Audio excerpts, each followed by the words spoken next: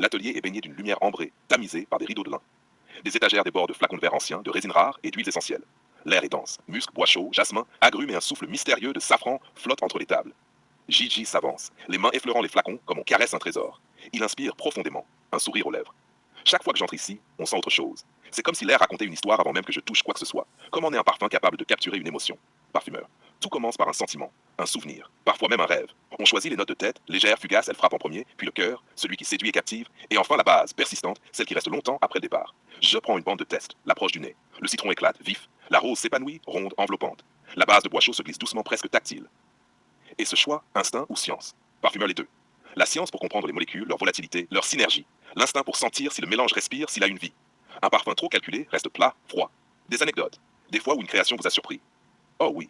Une fois, j'ai voulu créer un parfum envoûtant et discret. Vétiver plus essence rare de fleurs de cactus. Sur la table, rien ne semblait spectaculaire, mais dès que je l'ai porté sur ma peau, il a explosé différemment, évoluant selon ma chaleur corporelle. J'ai compris, certains parfums vivent avec celui qui les porte. Et le parfum le plus cher que vous ayez jamais créé. Un mélange rare d'ambre gris, safran pur et résine d'un village unique. Flacon en cristal sculpté, édition limitée à 10 exemplaires. Chaque parfum interagit différemment avec le porteur. La rareté n'était rien comparée à la magie de l'odeur sur la peau. D'où touche un flacon contenant de l'encens et du jasmin nocturne. Les coulisses, ce que personne ne voit.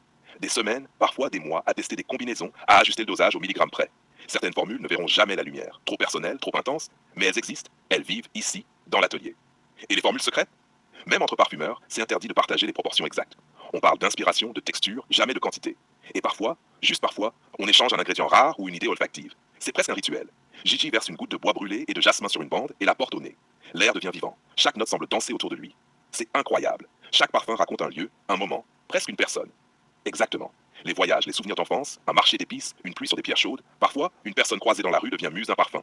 Un geste, un regard, une émotion, tout peut inspirer. Gigi s'assoit, ferme les yeux, respire profondément. On pourrait faire ça toute la journée. Racontez-moi vos inédits, les créations que personne ne sentira jamais. Ces flacons sont mes confessions olfactives. Certains éveillent des émotions que je n'étais pas prêt à partager. L'odeur devient intime, presque secrète. Certaines années, j'ai gardé des flacons que je n'ai jamais vendus, juste pour moi. Gigi ouvre un flacon contenant de la bergamote, de l'encens et un soupçon de musc blanc. Il inspire. Le parfum se déploie, la bergamote fraîche, l'encens mystérieux, le musc enveloppant. Chaque respiration déclenche un souvenir, un lieu, un été oublié. Et pour ceux qui portent le parfum, ça change leur perception.